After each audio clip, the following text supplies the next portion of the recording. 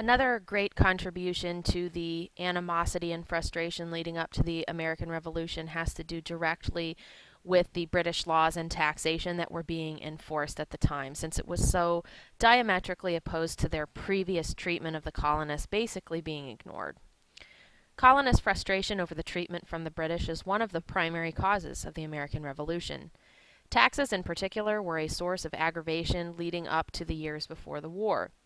Although British taxation had been common for some time, the previous taxes had been used to pay for British support in the colonies themselves.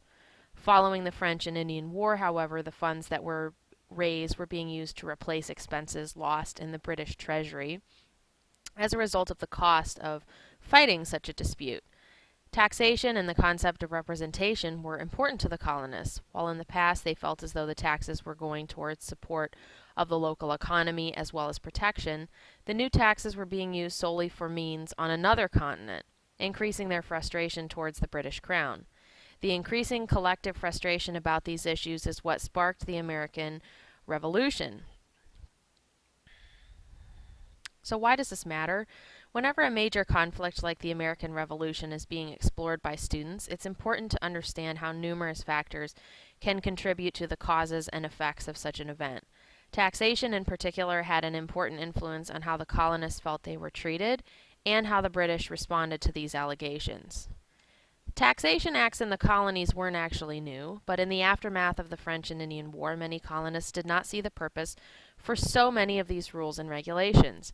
For example, even the Quartering Act required that colonists had to provide or pay for lodging for British soldiers, and didn't seem to make much sense in light of the fact that the conflict in the French and Indian War was now over.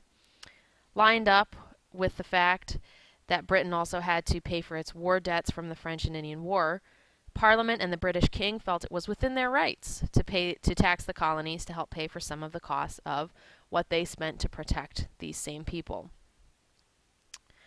The British government determined the several types of taxes that would help pay for moneys lost during the war. The Stamp Act of 1765, for example, required that special paper had to be used for all legal documents. This meant that the colonists had to buy into the British system for legal documents in order for them to be classified as valid. Even though the colonists were fledgling and learning to use farming and other techniques to produce for themselves, they were also heavily reliant on imported goods. That's why the Townshend Acts of 1767 were viewed as so egregious. These acts required that colonists had to pay taxes for all imported goods, like tea. Many individuals living within the colonies felt that these taxes were unfair since they were decided in Parliament and not in their own individual governments. In fact, some even argued that these acts violated their rights as British citizens. When Parliament did not respond to these claims, colonists began engaging in other activities to raise awareness. Many turned to the process of boycotting by refusing to purchase these items from Great Britain. One of the most popular events linked to the boycott of goods from Great Britain is known as the Boston Tea Party, and it happened in 1773 when they tossed British tea directly off of the ships into the Boston harbor. Boycotting goods was not the only activity taken up by the colonists in response. The First Continental Congress took up the issues of increased taxation without representation in the colonies during the year 1774.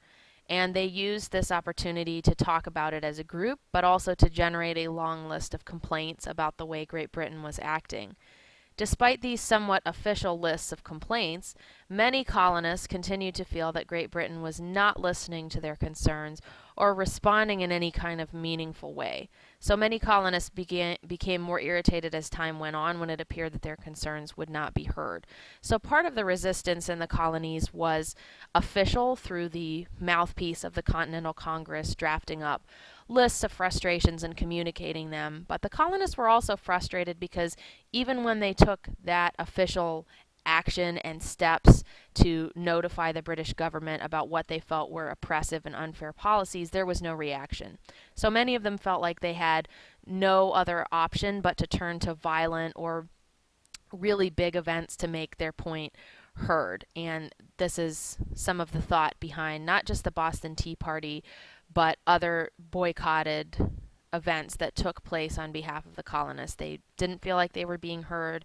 They had tried to be heard through the official Continental Congress, but that also wasn't having results. So all of this contributed to the American Revolution.